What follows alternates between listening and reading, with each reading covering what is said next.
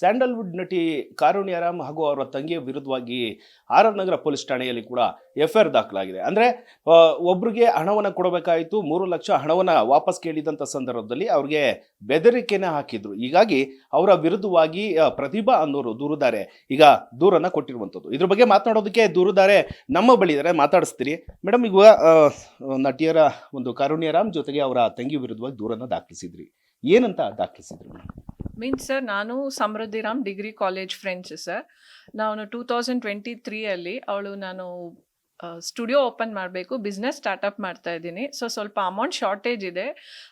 ನೀನು ಅಮೌಂಟ್ ಕೊಟ್ಟರೆ ನಾನು ಸ್ಟೂಡೆಂಟ್ಸ್ ಬಂದಿದ ತಕ್ಷಣ ನೀನು ಅಮೌಂಟ್ನ ಒಂದು 2-3 ತಿಂಗಳಲ್ಲಿ ವಾಪಸ್ ಕೊಡ್ತೀನಿ ಅಂತ ಹೇಳಿ ದುಡ್ಡನ್ನ ತೊಗೊಂಡಿರ್ತಾರೆ. ಬಟ್ ಸ್ವಲ್ಪ ಲೇಟ್ ಆಗ್ತಾ ಬರುತ್ತೆ. ನಾನು ಒಂದು 6 ಮಂತ್ಸ್ವರೆಗೂ ಕಾಯ್ತೀನಿ ಸರ್. ಆಮೇಲೆ ಇದ್ರ ಬಗ್ಗೆ ನನ್ನ ಫ್ರೆಂಡ್ಸ್ ಹತ್ರ ಡಿಸ್ಕಸ್ ಮಾಡ್ತೀನಿ. ನಮ್ಮ ಗ್ರೂಪಲ್ಲಿ ಒಂದು 4-5 ಜನ ನಾವು ತುಂಬ ಕ್ಲೋಸ್ ಆಗಿದ್ದೀವಿ. ಅವ್ರ ಹತ್ರ ಹೇಳ್ಕೊಂಡಾಗ ಅವರೆಲ್ಲ ಹೌದು ನಮ್ಮ ಹತ್ರನೂ ತೊಗೊಂಡ್ಲು, ಬಟ್ ನಮಗೆ ಕೊಟ್ಟಿದ್ದಾಳೆ, ನಿನಗೆ ಯಾಕೆ ಕೊಟ್ಟಿಲ್ಲ ಅನ್ನೋದು ಒಂದು ಮಾತು ಬರುತ್ತೆ. ನಾನು ಆವಾಗ ಸಮೃದ್ಧಿ ರಾಮ್ನ ಕಾಂಟ್ಯಾಕ್ಟ್ ಮಾಡ್ತೀನಿ. ಕಾಂಟ್ಯಾಕ್ಟ್ ಮಾಡಿಬಿಟ್ಟು ನನಗೆ ಯಾಕೆ ಇದು ಮಾಡ್ತಿಲ್ಲ ಅಂದರೆ, ಕೊಟ್ಟರೆ ಕೊಟ್ಟಿದ್ಯಾ, ಕೊಟ್ಮೇಲೆ ಕೊಡಲೇಬೇಕು, ಎಲ್ಲಿ ಹೋಗ್ತೀನಿ ನಾನು, ಬದುಕಿದ್ರೆ ಇಸ್ಕೋ, ತಗೊಳ್ಳೋವಾಗ ತಗೋ, ಏನಿವಾಗ ಅಂತ ಬೇರೆ ಥರ ಮಾತುಗಳು ಸ್ಟಾರ್ಟ್ ಆಗುತ್ತೆ ಸರ್. ಅಂದರೆ ಇಲ್ಲಿ ಅವರು ಕೂಡ ಒಂದು ದೂರನ್ನು ದಾಖಲಿಸಿದ್ದಾರೆ. CCBಗೆ ಕಂಪ್ಲೇಂಟ್ ಕೊಟ್ಟಿದ್ದಾರೆ, ಆರ್ ಆರ್ ನಗರ ಕಂಪ್ಲೇಂಟ್ ಕೊಟ್ಟಿದ್ದಾರೆ, ಅಲ್ಲಿ NCR ಆಗಿದೆ. ಒಂದು ಕಡೆ ಅವರು ನೇರವಾಗಿ ನಿಮ್ಮ ಹೆಸರು ಸೇರಿದಂತೆ ಇನ್ನೂ 4-5 ಜನನ ಹೆಸರನ್ನ ಸೇರಿಸಿ ಒಂದು ದೂರನ್ನು ಕೊಟ್ಟಿದ್ದಾರೆ. ಅದು ಯಾಕೆ ಆ ಥರ ಯಾಕಾಯಿತು ಅಂದರೆ, ನೀವು ಸಾಲ ಕೊಟ್ಟಂಥವ್ರು ಎಲ್ಲರೂ ಕೂಡ ನನಗೆ ಟಾರ್ಚರ್ ಕೊಡ್ತಾ ಇದ್ದಾರೆ ಅಂತೇಳಿ ದೂರನ್ನು ಮಾಡಿದ್ರು. ಮೀನ್ಸ್ ಸರ್, ನಾನು ಕಾರುಣ್ಯ ರಾಮ್ ಅವ್ರನ್ನ ತುಂಬ ಥರನೇ ರಿಕ್ವೆಸ್ಟ್ ಮಾಡ್ಕೊಂಡಿದ್ದೀನಿ ಸರ್. ಹೌದು, ಮೆಸೇಜ್ ಮಾಡಿದ್ದೀನಿ, ಬಟ್ ರಿಕ್ವೆಸ್ಟ್ ಮಾಡ್ಕೊಂಡಿರೋದೇ ಜಾಸ್ತಿ ಇದೆ. ಕಾರುಣ್ಯ ರಾಮ್ ಅವ್ರನ್ನೂ ರಿಕ್ವೆಸ್ಟ್ ಮಾಡಿದ್ದೀನಿ, ಅವರ ತಂದೆಯವ್ರನ್ನೂ ರಿಕ್ವೆಸ್ಟ್ ಮಾಡಿದ್ದೀನಿ, ಸ್ಟೇಷನಿಂದ ಫೋನ್ ಸಹ ಮಾಡಿದ್ರು. ಆವಾಗ ಸಮೃದ್ಧಿ ರಾಮ್ ಅವ್ರು ಒಪ್ಕೊಂಡ್ರು. ಎವ್ರಿ ಮಂತ್ 20,000 ಕೊಟ್ಟು ನಿಮ್ಮ ದುಡ್ಡನ್ನ ಕ್ಲಿಯರ್ ಮಾಡ್ತೀನಿ ಅಂತ ಸಹ ಒಪ್ಕೊಂಡ್ರು ಸರ್. ಬಟ್ ಯಾವುದೇ ಥರ ನನಗೆ ದುಡ್ಡು ಬಂದಿಲ್ಲ. ಫಸ್ಟ್ ಮಂತ್ 10,000 ಬರುತ್ತೆ ಸರ್, ಮತ್ತು ರೀಸೆಂಟಾಗಿ ಮೊನ್ನೆ ಅಕ್ಟೋಬರಲ್ಲಿ ಒಂದು 10,000 ಬಂತು ಅಷ್ಟೇ. ಅದು ಬಿಟ್ಟು ಯಾವ ಥರ ದುಡ್ಡು ಬರಲ್ಲ. ಫೋನ್ ಮಾಡಿಬಿಟ್ಟು ಬೆದರಿಸ್ತಾರೆ ಸರ್. ನಮ್ಮ ಅಕ್ಕನ ಪೊಸಿಷನ್ ಏನಂತ ಗೊತ್ತು, ನಮ್ಮ ಅಕ್ಕನ ಪೊಸಿಷನ್, ನಮ್ಮ ಅಕ್ಕನ ಬ್ಯಾಕ್ಗ್ರೌಂಡ್ ಏನಂತ ಗೊತ್ತಿಲ್ಲ, ನೀನು ಅವಳ ತಂಟೆಗೆ ಹೋದ್ರೆ ಅವಳು ನಿನ್ನ ಸುಮ್ಮನೆ ಬಿಡಲ್ಲ, ನಾನು ಸಿಂಗಲ್ ವುಮೆನ್ ಆಗಿರೋದ್ರಿಂದ ನಾನಾ ಮಾತುಗಳಿಂದ ನನ್ನ ಮಾನಸಿಕವಾಗಿ ತುಂಬ ಹರ್ಟ್ ಮಾಡಿದ್ದಾರೆ ಸರ್. ಅಂದರೆ ನೀವು ಯಾವಾಗ ಹಣವನ್ನು ಕೊಟ್ಟಿದ್ರಿ, ಎಷ್ಟು ಹಂತವಾಗಿ ಕೊಟ್ಟಿದ್ರಾ, ಏನಾದ್ರು ಇಂಟ್ರೆಸ್ಟ್ಗೆ ಏನಾದರೂ ಅವ್ರಿಗೆ ಹಣವನ್ನು ಸಹಾಯ ಮಾಡೋ ರೂಪದಲ್ಲಿ ಏನಾದ್ರು ಕೊಟ್ಟಿದ್ರಾ? ನಾನು 2023 ಕೊಟ್ಟಿದ್ದು. ಸ್ಟುಡಿಯೋ ಬಿಸ್ನೆಸ್ಗೋಸ್ಕರ ಅಂತ ಕೇಳಿದ್ದಕ್ಕೆ ಹೌದು, ಹಂತವಾಗಿ ಕೊಟ್ಟಿದ್ದು ಸರ್. ನಾನು ಇಂಟ್ರೆಸ್ಟ್ ಮೀನ್ಸ್ ನನ್ನ ಹತ್ರ ದುಡ್ಡು ಇಲ್ಲದೆ ಇರೋ ಕಾರಣ ನಾನು ಬೇರೆಯವ್ರ ಹತ್ರ ಇಂಟ್ರೆಸ್ಟ್ ಕೊಡಿಸ್ತಿದ್ದೀನಿ ಅಂತ ಅವಳಿಗೆ ಕ್ಲಾರಿಟಿ ಇತ್ತು ಸರ್. ನನ್ನ ಹತ್ರ ಇಲ್ಲ, ಬಿಕಾಸ್ ಅವಳಿಗೆ ನನ್ನ ಸ್ಟೇಟಸ್ ಏನು ಅಂತ ಗೊತ್ತಿತ್ತು. ಬಿಸ್ನೆಸ್ಗೋಸ್ಕರ ಹೆಲ್ಪ್ ಮಾಡು ಅಂತ ಹೇಳಿದ್ದಕ್ಕೆ ನಾನು ಗೊತ್ತಿರೋರ ಹತ್ರ ದುಡ್ಡು ಕೊಡಿಸಿದ್ದೆ. ಇವತ್ತಿನವರೆಗೂ ನಾನೇ ಇಂಟ್ರೆಸ್ಟ್ ಪೇ ಮಾಡ್ತಿದ್ದೀನಿ ಸರ್. ನಾನು ಅದನ್ನೂ ಹೇಳ್ತಿದ್ದೀನಿ, ನಾನು ಇಂಟ್ರೆಸ್ಟ್ ಪ್ರತಿ ತಿಂಗಳು 6,000 ಕಟ್ಕೊಂಬರ್ತಿದ್ದೀನಿ, ದಯವಿಟ್ಟು ನನಗೆ ಕೊಡು ಅಂತಾನು ಕೇಳ್ಕೊಂಡಿದ್ದೀನಿ. ಪೂರ್ತಿ ಕೊಡೋಕ್ಕಾಗಿಲ್ಲ ಅಂದರೆ 20,000 ಅಂತ ಆದರೂ ಕೊಡು ಅಂತ ನಾನಾ ರೀತಿಯಲ್ಲಿ ಕೇಳ್ಕೊಂಡಿದ್ದೀನಿ ಸರ್. ನಾನು 2025 ಕೇಸ್ ದಾಖಲು ಮಾಡ್ತೀನಿ. ಆ ಕೇಸಲ್ಲೂ ನಾನು ಹೇಳಿದ್ದೀನಿ ಸರ್, ಅವರು ನನಗೆ ಮಾನಸಿಕವಾಗಿ ಹಿಂಸೆ ಕೊಡ್ತಿದ್ದಾರೆ, ಮತ್ತು ಅವರು ನನಗೆ ಟಾರ್ಚರ್ ಕೊಡ್ತಿರೋದನ್ನ ನಾನು ಆವಾಗಲೇ ಅವ್ರಿಗೆ ಕಂಪ್ಲೇಂಟಲ್ಲೇ ರಿಜಿಸ್ಟರ್ ಮಾಡಿದ್ದೀನಿ ಸರ್.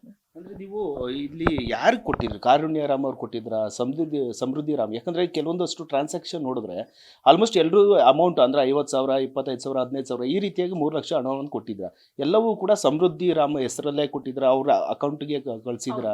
ಹೌದು ಸರ್, ನಾನು ಸಮೃದ್ಧಿ ರಾಮ್ ಕ್ಲೋಸ್ ಫ್ರೆಂಡ್ಸ್ ಆಗಿರೋದ್ರ ಕಾರಣ ನನಗೆ ಅಪ್ರೋಚ್ ಮಾಡಿರೋದು ಸಮೃದ್ಧಿ ರಾಮ್ ಅವರೇ ನನ್ನ ಡೈರೆಕ್ಟ್ ಅಪ್ರೋಚ್ ಮಾಡಿರೋ. ಬಿಕಾಸ್ ನಾವಿಬ್ಬರು ಫ್ರೆಂಡ್ಸ್ ಸರ್, 15 years 2007 ಬ್ಯಾಚ್ ನಮ್ಮದು.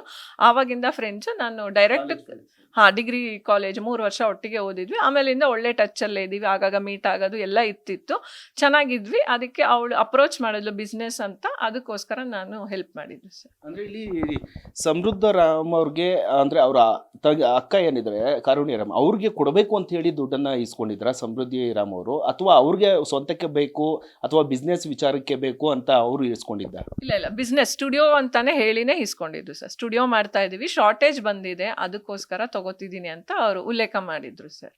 ಅಂದರೆ ಈಗ ಕೊನೆಯದಾಗಿ ಏನಾದ್ರು ಮಾತನಾಡುವಂಥ ಸಂದರ್ಭದಲ್ಲಿ ಈ ಕಾರುಣ್ಯ ರಾಮ್ ಆಗಿರ್ಬೋದು, ಅವರ ತಂಗಿ ಸಮೃದ್ಧಿ ಅವರಾಗಿರ್ಬೋದು, ಏನಾದ್ರು ಮಾತುಕತೆ ಆಡುವಂಥ ಸಂದರ್ಭದಲ್ಲಿ ಕನ್ವಿನ್ಸ್ ಮಾಡುವಂತಾಗಿ ಏನಾದರೂ ಮಾತಾಡಿದ್ರ ಆ ಟೈಮಲ್ಲಿ? ಇಲ್ಲ ಸರ್, ನನಗೆ ಪ್ರತಿ ಬಾರಿ ಫೋನ್ ಮಾಡಿದಾಗೂ ನನಗೆ ಥ್ರೆಟನಿಂಗ್ ಆಗೇ ಮಾತಾಡ್ತಾರೆ. ಮೀನ್ಸ್ ನೀನು ಅದು ಹೆಂಗೆ ಇಸ್ಕೋತೀಯ ನಾನು ನೋಡ್ತೀನಿ, ನಿನಗೆ ಯಾರಿದ್ದಾರೆ ಬೆಂಬಲವಾಗಿ ಅಂತಾನೆ ನನ್ನ ಥ್ರೆಟನ್ ಮಾಡಿ ಭಯ ಪಡಿಸೋ ರೀತಿನೇ ಮಾತಾಡ್ತಾರೆ ಹೊರತು ಕನ್ವಿನ್ಸಿಂಗ್ ಯಾವತ್ತೂ ಮಾಡಿಲ್ಲ ಸರ್. ಅಂದ್ರೆ ಈಗ ಕೊನೆಯದಾಗಿ ಅವ್ರ ಜೊತೆ ಯಾವಾಗ ಮಾತಾಡಿದ್ರಿ? ಈಗ ಎಷ್ಟು ಅಮೌಂಟ್, ಈಗ 3 ಲಕ್ಷದಲ್ಲಿ ಎಷ್ಟು ಅಮೌಂಟ್ ವಾಪಸ್ ಕೊಟ್ಟಿದ್ರೆ? 20,000 ಅಷ್ಟೇ ಸರ್ ನಂಗೆ ವಾಪಸ್ ಬಂದಿರೋ. 10,000 ಅದು ಮೇ 2025 ನಾನು ಕಂಪ್ಲೇಂಟ್ ಕೊಟ್ಟ ಮೇಲೆ ಒಂದು 2 months ಜೂನಲ್ಲಿ ಒಂದು 10,000, ರೀಸೆಂಟಾಗಿ ಒಂದು ಅಕ್ಟೋಬರಲ್ಲಿ ಒಂದು 10,000 ಕೊಟ್ಟಿರ್ಬೋದು ಅಷ್ಟೇ ಸರ್. ಅದು ಬಿಟ್ಟು ಇನ್ನೇನು ಕೊಟ್ಟಿಲ್ಲ ಸರ್. ಅಂದ್ರೆ ನೀವು ಹೇಳ್ತಾ ಇದ್ರಿ ಕೊಲೆ ಬೆದರಿಕೆ ಆಗ್ತಾರೆ, ಕೆಲವೊಂದು ಅವಾಚ್ಯ ಶಬ್ದಗಳಿಂದ ಬೈತಾರೆ ಅಂತ. ಏನು ಯಾವ ರೀತಿಯಾಗಿ ಬೈತಿದ್ರು? ಅಂದ್ರೆ ನೀವು ಕೇಳುವಂಥ ಹಣದ ವಿಚಾರಕ್ಕೆ ಈ ಒಂದು ವಿಚಾರವಾಗಿ ಬೈತಿದ್ರ, ಅಥವಾ ನೀವು ಕ್ವಶನ್ ಮಾಡುವಂಥ ಸಂದರ್ಭದಲ್ಲಿ ಹಣಕ್ಕೆ ಕೊಡಿ ವಾಪಸ್ಸು ಅಂತ ಕೇಳಿದಾಗ ನೀವು ಯಾವ ರೀತಿಯಾಗಿ ಅವ್ರಿಗೆ ರೆಸ್ಪಾನ್ಸ್ ಮಾಡ್ತಿದ್ರಿ? ಅಂದ್ರೆ ನೀವೇನಾದರೂ ಬೈತಿದ್ರ ಅವ್ರಿಗೆ? ಮೀನ್ಸ್ ನನ್ನ ಸ್ವಭಾವನೇ ಸೈಲೆನ್ಸು ಸರ್. ಬಟ್ ನನಗೆ ಇರೋ ಫ್ರಸ್ಟ್ರೇಷನ್ ಲೆವೆಲ್, ನಾನು ಸಿಂಗಲ್ ವುಮೆನ್ ಆಗಿರೋದ್ರಿಂದ ನಾನು ಇವಾಗ ಬಡ್ಡಿ ಕಟ್ಟಬೇಕು, ಮಕ್ಕಳನ್ನ ನೋಡ್ಕೋಬೇಕು, ತಾಯಿ ಮೆಡಿಸನ್ಸು ತುಂಬ ಪ್ರೆಷರ್ ಇತ್ತು. ಆವಾಗವಾಗ ಯಾಕೆ ಸುಳ್ಳು ಹೇಳಿ ತಗೊಂಡೆ, ನಾನೇ ಬೇಕಿತ್ತ ನಿನಗೆ, ಬೇರೆ ಯಾರೂ ಸಿಕ್ಕಿಲ್ವಾ ಅಂತ ನಾನು ಸ್ವಲ್ಪ ಟ್ರಿಗರ್ ಆಗಿ ಮಾತಾಡೋವಾಗ ಅವರು, ನಾನು ಸಿಂಗಲ್ ಟ್ರಿಗರ್ ಆದರೆ ಅವರು ಡಬಲ್ ಟ್ರಿಗರ್ ಆಗ್ತಿದ್ರು, ಕೆಟ್ಟ ಮಾತುಗಳಲ್ಲಿ ಬೈತಿದ್ರು. ನನ್ನ ಹಸ್ಬೆಂಡು ಕಾರಣಾಂತರಗಳಿಂದ ತೀರೋಗ್ತಾರೆ.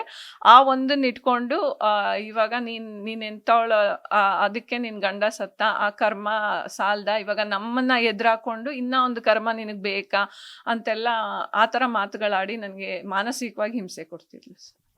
ಯಾವ ಕೊನೆ ಬಾರಿ ನೀವು ಅವ್ರ ಜೊತೆ ಮಾತಾಡಿದ್ದು? ಏನಂತ ಈಗ ಅಮೌಂಟ್ ಕೊಡ್ತಾರಂತ ಇಲ್ವಂತ, ಇಲ್ಲ ಕೋರ್ಟ್ ಮೂಲಕವೇ ಬಗೆಹರಿಸ್ಕೊಳ್ಳೋ ರೀತಿಯಲ್ಲಿ ಇದ್ದಾರೆ ಅವರು?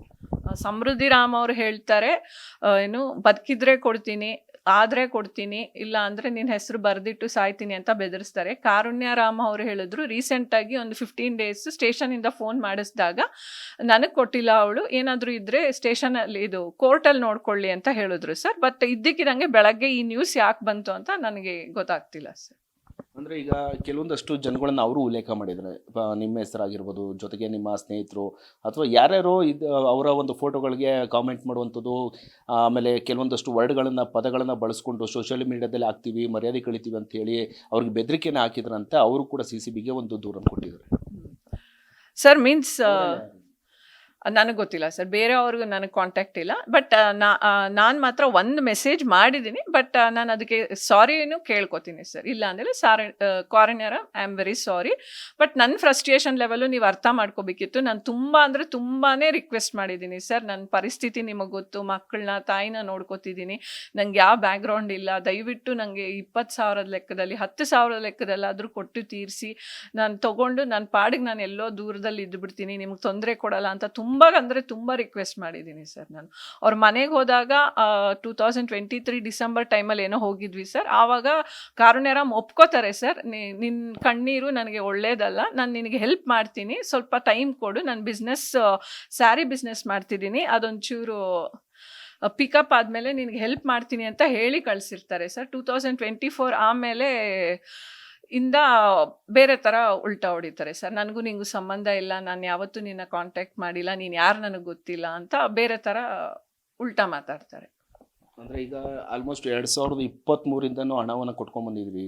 ಆಮೇಲೆ ಈಗ ಕಳೆದ 6 ತಿಂಗಳ ಹಿಂದೆ ಅಷ್ಟೇ ಒಂದು NCR ಮಾಡಿಸಿದ್ರಿ. ಪೊಲೀಸ್ನವ್ರು ಏನು ಹೇಳ್ತಾರೆ ಮೇಡಮ್? ಈಗ ಈ ಕೇಸ್ ಆದಮೇಲೆ ಅವ್ರು ಏನಾದರೂ ಮಾತಾಡಿದ್ರೆ ಕೊನೆ ಬಾರಿ?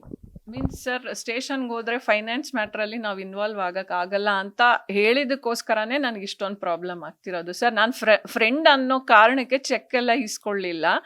ಆ ಚೆಕ್ ಅನ್ನೋದೊಂದು ಈಸ್ಕೊಂಡಿದ್ದಿದ್ರೆ ನಂಗೆ ಇಷ್ಟು ಪ್ರಾಬ್ಲಮ್ ಆಗ್ತಿರ್ಲಿಲ್ಲ. ಅವಳು ಬಿಸ್ನೆಸ್ಸು ಚೆನ್ನಾಗಿ ಆಗ್ತಾಳೆ, ನಾನು ಕಷ್ಟ ಅಂದಾಗೆ ಅವಳು ಕೈ ಹಿಡಿತಾಳೆ ಅನ್ನೋ ಒಂದು ಮಾನವೀಯತೆಯಿಂದ ಹೆಲ್ಪ್ ಮಾಡೋಕೆ ಹೋಗಿ ನಾನು ಈ ಕಷ್ಟಕ್ಕೆ ಸಿಗಾಕೊಳ್ಬೇಕಾಯ್ತು ಸರ್ ಇವತ್ತು. ಓಕೆ, ಕೊನೆಯದಾಗಿ ಏನು ಹೇಳ್ತೀರಿ ಮೇಡಮ್ ಈ ಒಂದು ವಿಚಾರವಾಗಿ? ಈಗ ದುಡ್ಡು ಆಲ್ಮೋಸ್ಟ್ ಒಂದು 2,80,000 ಪೆಂಡಿಂಗ್ ಇದೆ, ಕೊಡ್ತಾರೆ ಅನ್ನೋ ನಂಬಿಕೆ ಇದೆಯಾ ಸರ್? ಅವರು ಮಾನವೀಯತ ದೃಷ್ಟಿಯಿಂದ ಇವಾಗ ಕಾರುಣ್ಯರಾಮ್ ಅವರು ನನ್ನ ನೋಡಿ ಕೊಟ್ಟರೆ ಇಸ್ಕೋತೀನಿ ಸರ್, ಇಲ್ಲ ಅಂದರೆ ದೇವರು ಅವ್ರಿಗೆ ಒಳ್ಳೇದು ಮಾಡಲಿ ಅಷ್ಟೇ ಸರ್.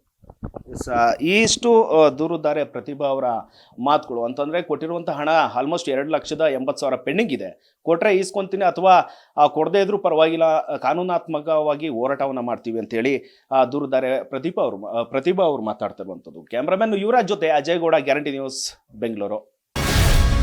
ಗ್ಯಾರಂಟಿ ನ್ಯೂಸ್, ಸುದ್ದಿ ಖಚಿತ, ನ್ಯಾಯ ನಿಶ್ಚಿತ.